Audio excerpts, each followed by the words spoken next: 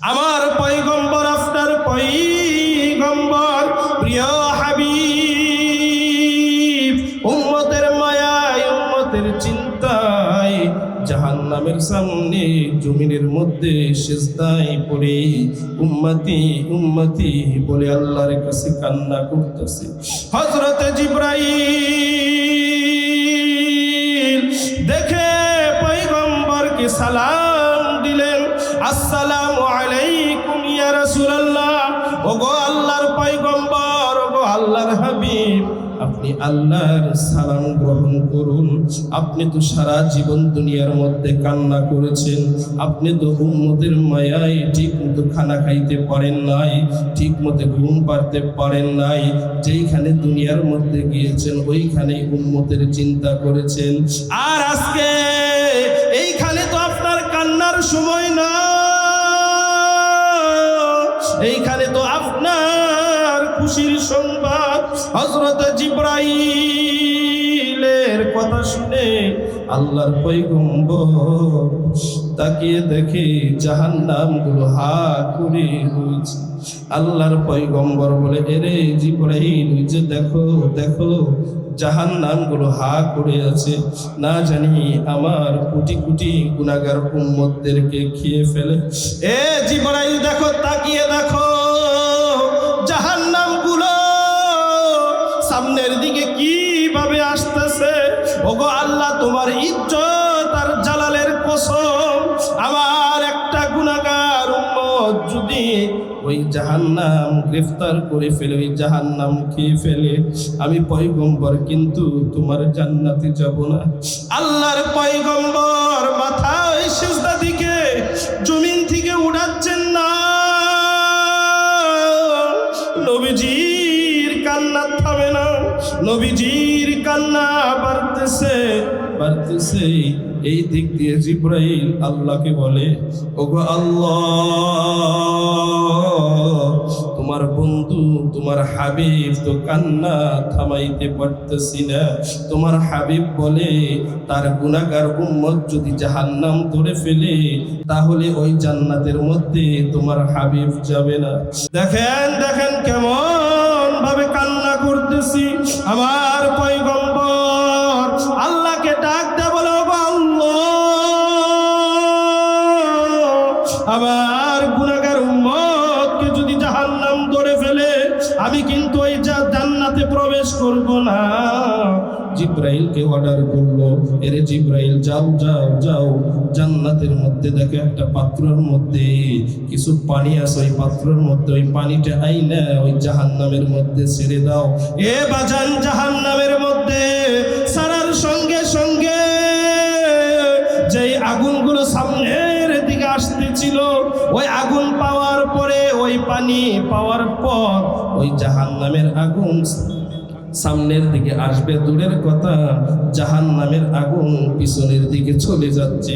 আমার পয়গম্বর আল্লাহকে ডাক দিয়ে বললেন, ও আল্লাহ, এটা দুনিয়ার কিসের পানি? এটা দুনিয়ার কোনো পানি নয়, এটা হচ্ছে তোমার গুনাহগার উম্মতের পানি। তোমার যেই উম্মত গুলো রাত্রে আমি আল্লাহর কাছে মাফ চাইতো, ক্ষমা চাইতো, কবরের আযাবের ভয়ে, কবরের ভয়ে তোমার কষ্টের কথা শুনে তুমি ইসলামের দাওয়াত দিয়েছো, কোরআনের দাওয়াত দিয়েছো, এই কষ্টের কথাগুলো শুনে যখন উম্মত গুলো, বান্দাগুলো চোখের পানি ছেড়ে দিয়েছে, ওই পানিগুলো আমি সংরক্ষণ করে রেখে দিয়েছিলাম, ওই পানিগুলো জাহান্নামের মধ্যে ছেড়ে দিয়েছি। 21 বাড়ির বাপজানেরা, তাহলে দেখেন দেখেন চোখের পানির কত দাম, কত মূল্য। চোখের পানি দিয়ে আমার আল্লাহর কাছে মাফ চাইতে হবে, আমার আল্লাহর কাছে ক্ষমা চাইতে হবে। জীবনে কত গুনাহ করেছি, গুনাহ করতে তো 50, 60, 70 বছর লেগেছে, কিন্তু আমি আমার আল্লাহর কাছে যদি মাফ চাই, আমি আল্লাহর কাছে যদি ক্ষমা চাই, তোমার ডাকটা যদি আমার আল্লাহ কবুল করে, তোমার ডাক দিতে দেরি হবে রে বাবা, তোমার ডাক দিতে দেরি হবে, কিন্তু আমার মাওলা তোমাকে মাফ করতে দেরি করবে না। সম্মানিত হাজিরিন, এইখানে যারা আছেন, এইখানে যারা আছেন, কে কত গুনাহ করেছেন একমাত্র আমি আর আমার আল্লাহই ভালো জানে। কথা বলেন ঠিক কিনা? একটা কথা চিন্তা করে দেখেন,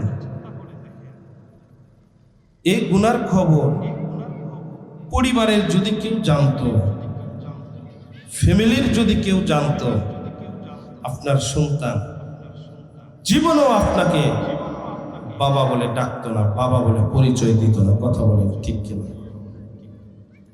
আপনার স্ত্রী আপনি কি পরিমাণ গুনাহ করেছেন, এই গুনার খবর আপনার স্ত্রী যদি জানতো, আপনাকে স্বামী বলবে দূরের কথা, স্বামী বলে পরিচয় দিবে দূরের কথা, আপনাকে বাড়ি পর্যন্ত যাইতে দিত না। কথা বলেন ঠিক কিনা? তাহলে দেখেন, দুনিয়ার মানুষ যত বেশি আপনাকে ভালোবাসুক না কেন,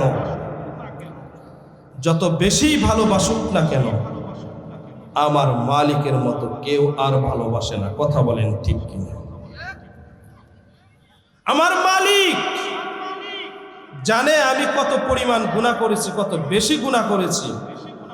জানার পরেও মালিক আমাকে খাওয়াচ্ছে, আমাকে পড়াচ্ছে, আমাকে দুনিয়াতে চলাফেরার শক্তি দিয়েছে। মালিক যদি ইচ্ছা করতো নিমিষের মধ্যেই তোমাকে শেষ করে ফেলতে, তুমি আর আমি কোনো কিচ্ছু করতে পারতাম না। কথা বলেন ঠিক কিনা?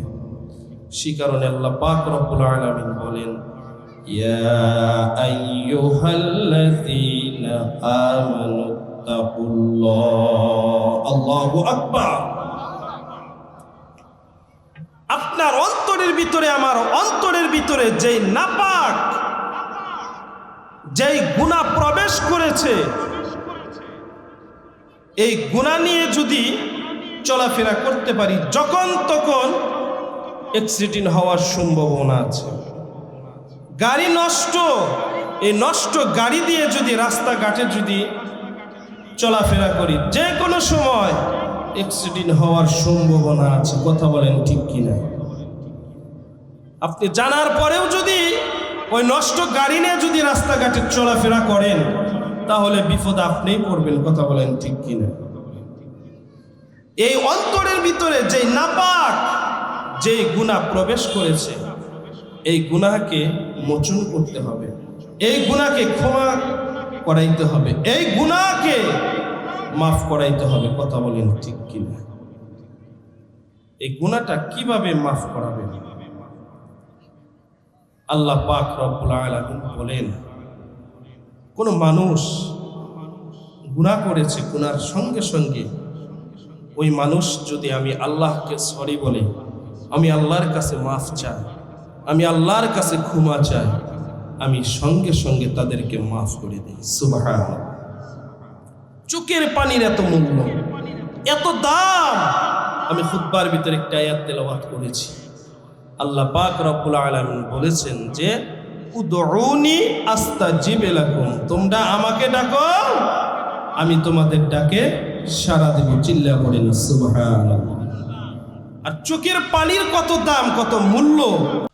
ওই পাহাড়ের ভিতরে চলে যাইতেন, ওই পাহাড়ের নাম হচ্ছে তুর পাহাড়।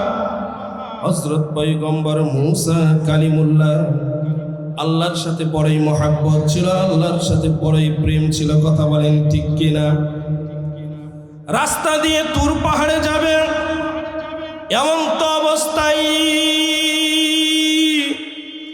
হযরত মূসা আলাইহিস সালাতু ওয়াস সালাম কান্নার আওয়াজ শুনতে পাচ্ছে। ভালোভাবে তাকিয়ে দেখে এইখানে তো কোনো মানুষ নাই, এইখানে তো কোনো কিছু নাই। তাহলে মানুষের মতো এত কান্নার আওয়াজ আসতেছে কোথায় থেকে? হযরত মূসা পয়গম্বর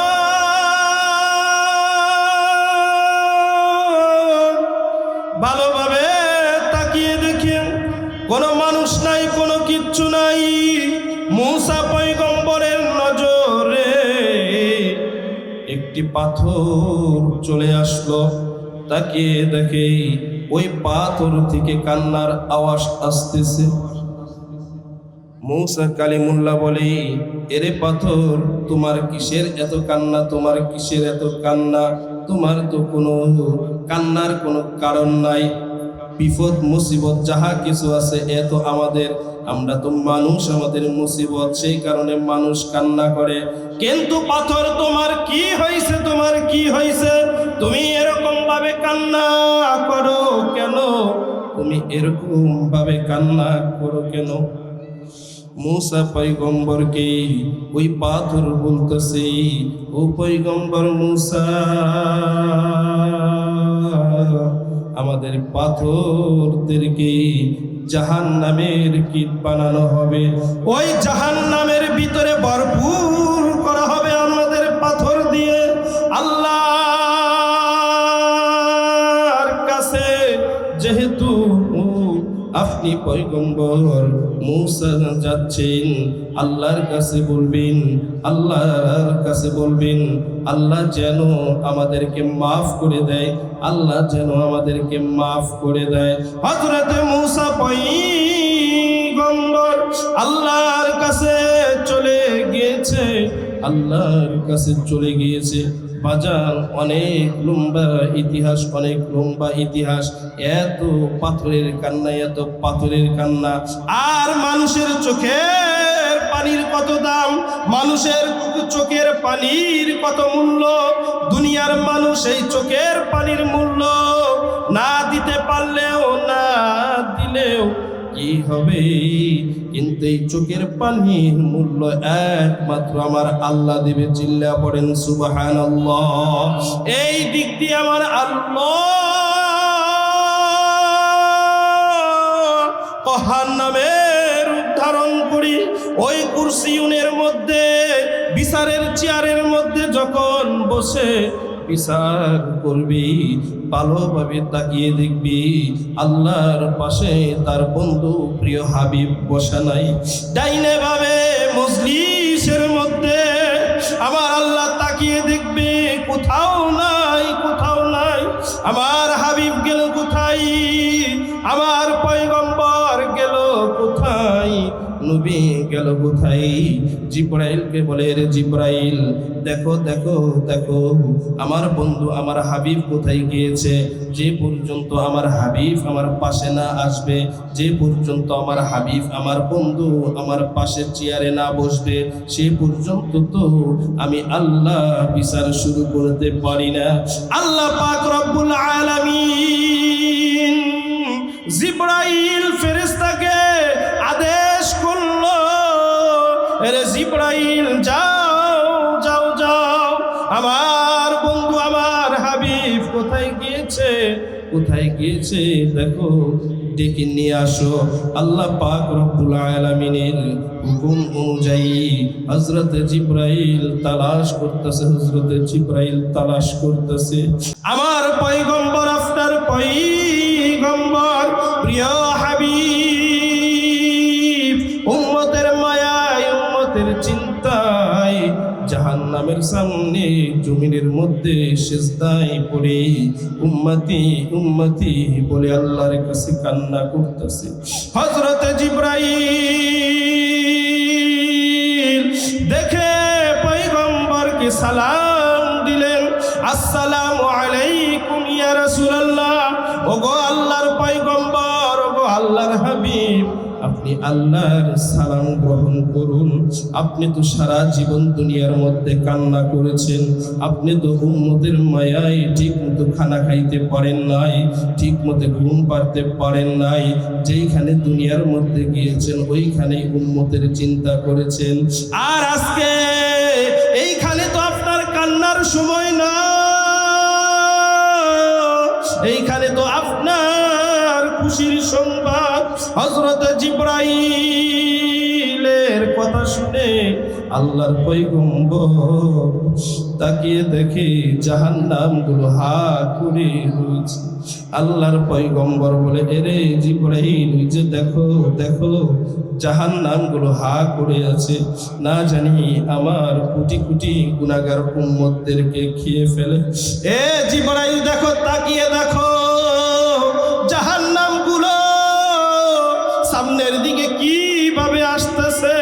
ওগো আল্লাহ, তোমার ইজ্জত আর জালালের কসম, আমার একটা গুনাহগার উম্মত যদি ওই জাহান্নাম গ্রেফতার করে ফেলে, ওই জাহান্নাম খেয়ে ফেলে, আমি পয়গম্বর কিন্তু তোমার জান্নাতে যাব না। আল্লাহর পয়গম্বর মাথা ওই সিজদা দিকে জমিন থেকে উঠাচ্ছেন না। নবীজির কান্না থামে না, নবীজির কান্না বাড়তেছে বাড়তেছে। এই দিক দিয়ে জিবরাইল আল্লাহকে বলে, ওগো আল্লাহ, তোমার বন্ধু তোমার হাবিব তো কান্না থামাইতে পারতেছি না। তোমার হাবিব বলে, তার গুনাহগার উম্মত যদি জাহান্নাম ধরে ফেলে, তাহলে ওই জাহান্নাম তাহলে ওই জান্নাতের মধ্যে তোমার হাবিব যাবে না। আল্লাহ পাক রব্বুল আলামিন জিবরাইলকে ডাক দিয়ে বলে, রে জিবরাইল, দুনিয়ার মধ্যে আমার বন্ধু আমার হাবিব বড়ই কষ্ট করেছে, আমি আমার হাবিবকে বড়ই মহাব্বত করি, আমার হাবিবকে আমার বন্ধুকে বড়ই ভালোবাসি। এ জিবরাইল, তুমি জানো না, জানো না আমার বন্ধু যখন তার মায়ের পেটের মধ্যে যায়, আমার বন্ধু যখন তার মায়ের পেটের মধ্যে যায়, তখন তার বাবা এই দুনিয়া থেকে চলে যায়, দুনিয়া থেকে চলে যায়। আমি আল্লাহ আমার বন্ধুকে বাবা ছাড়া দুনিয়ার মধ্যে লালন পালন করেছি। এ জিবরাইল, তুমি জানো না, জানো না আমার বন্ধুর যখন 6 থেকে 8 বছর বয়স, তখন বাবার কবর দেখার জন্য এসেছিল। যাওয়ার পথে আমার বন্ধুর মাকেও হারিয়ে ফেলে। বাবা আর মায়ের কষ্ট নিয়ে আমার বন্ধু দুনিয়ার মধ্যে চলাফেরা করেছে, দুনিয়ার মধ্যে চলেছে। শুধু তাই নয়, মক্কা নিজের গ্রাম, নিজের জন্মস্থান, আমার ইসলামের জন্য, কালিমার জন্য আমার বন্ধু আমার হাবিবকে ওই মক্কার কাফের বেঈমান আবু জেহেল যারা ছিল কাফেররা, আমার বন্ধু আমার হাবিবকে ওই মক্কার মধ্যে থাকতে দেয় নাই। এ জিবরাইল, তুমি জানো না, জানো না নিজের গ্রাম, নিজের জন্মস্থান ত্যাগ করে, হিজরত করে আমি মদিনায় পাঠিয়ে দিলাম। সেইখানেও অত্যাচার করেছে। ওই যে তায়েফের ময়দানে তায়েফের ছোট ছোট সন্তানগুলোকে কাফের বেঈমানেরা বলে দিয়েছে, আব্দুল্লাহর বেটা মোহাম্মদ কিন্তু ও মানুষ হলে কি হবে, কিন্তু ও কিন্তু পাগল, ওরে পাথর মারো, ওরে পাথর মারো। এ কুইসবাড়ির বাপ জানে না, খেয়াল করে শুনবেন, রাস্তাঘাটে যখন ওই যে দেখে পাগল আসতেছে, একজন শিশু সন্তান যদি ওই পাগলের দিকে পাথর নিক্ষেপ করে, তার দেখা দেখি কিন্তু 5 জন নয়, 10 জন, 20 জন, 30 জন মানুষ কিন্তু ওই পাগলের দিকে পাথর নিক্ষেপ করে। কথা বলেন ঠিক কিনা? তায়েফের ইতিহাস, তায়েফের ঘটনা, কিরে কঠিন ঘটনা এই তায়েফের ঘটনা। যেই হুজুর বলুক না কেন, যেই উস্তাদ, যেই বক্তা বলুক না কেন, তারা নিজেও চোখের পানি ধরে রাখতে পারে না, আর আপনারাও তো চোখের পানি ধরে রাখতে পারবেন না। কাফের বেঈমানেরা আমার নবীকে এত অত্যাচার করেছে, এত কষ্ট দিয়েছে, হাই রে হাই, মক্কায় থাকতে পারে নাই, মক্কায় থাকতে পারে না। এই কুইসবাড়ির ভিতরে কত মানুষ আছে যখন ওই প্রবাসে যায়, হাই রে হাই, নিজের জন্মভূমি গ্রাম, নিজের জন্মভূমি, এই দেশকে যখন ছেড়ে ওই বিমানের মধ্যে উঠে দেশের মায়ায় একবার পিছনের দিকে তাকাই, আরেকবার মায়ের কথা স্মরণ করে, আরেকবার বাবার কথা স্মরণ করে, শেষ মুহূর্তে কিন্তু চোখের পানি ছেড়ে দেয়। কথা বলেন ঠিক কিনা? আমার নবী কাফেরদের অত্যাচার সহ্য না করতে পেরে শেষ মুহূর্তে আমার পয়গম্বর, আপনার পয়গম্বর চিন্তা করে বলে, এর যায় চলো চলো চলো, আমার দুধমা হালিমাতুস সাদিয়া ওই তাইফে থাকে, চলো তাইফে যাব। তাইফে মনে হয় আমাকে কাফেররা আর মারবে না, আমাকে আর কাফেররা অত্যাচার করবে না, চলো তাইফে যাই, চলো তাইফে যাই। এ কুইজবাড়ির বাপজানেরা, ধর্মের কথা বলার কারণে, ইসলামের কথা বলার কারণে, কোরআনের কথা বলার কারণে আমার পয়গম্বর কিন্তু মক্কায় থাকতে পারে নাই। কথা বলেন ঠিক কিনা? এই কোরআনের কথা বলার কারণে, ইসলামের কথা বলার কারণে কাফের বেঈমানেরা আমার নবীকে, আপনার নবীকে পাগল বলেছে। কথা বলেন ঠিক কিনা? আপনারা বুঝে থাকলে উত্তর দিবেন, আমার নবী কি পাগল ছিল নি? না না না, আমার নবী পাগল ছিল না। দেখেন দেখেন কত অত্যাচার করেছে, কত কষ্ট দিয়েছে, তবু কিন্তু আমার নবী কোন কাফেরের জন্য বরদুয়া দেয় নাই, কোন উম্মতের জন্য বরদুয়া দেয় নাই। তাইফের ময়দানে চলে গেছে। এই রেহাই, রাস্তার দুই পাশ থেকে শুধু পাথর আর পাথর, বৃষ্টির ফোঁটার মতো কাফের বেঈমানেরা বলে দিয়েছে, তাইফের সন্তানেরা মক্কায় থেকে আব্দুল্লাহর বেটা মুহাম্মদ নামে এক পাগল আসবে, যেইখানেই পাবে সেইখানেই পাথর নিক্ষেপ করবে, সেইখানেই তাকে কষ্ট দিবে, সেইখানেই তাকে মারবে। আর যারা বেশি পাথর নিক্ষেপ করতে পারবে, যারা বেশি মারতে পারবে, তাদেরকে পুরস্কার দেওয়া হবে। কাফের বেঈমানেরা পুরস্কারের লোভে আমার নবীর দিকে, হাই রে হাই, যেই নবীর শরীর মুবারকের মধ্যে মশা মাছি বসাও পর্যন্ত হারাম ছিল। এই রে হাই, ওই নবীর চেহারা ছিল কেমন? ওই নবীজির চেহারা নূরের সামনে দুনিয়ার সমস্ত আলো অন্ধকার। কথা বলেন ঠিক কিনা?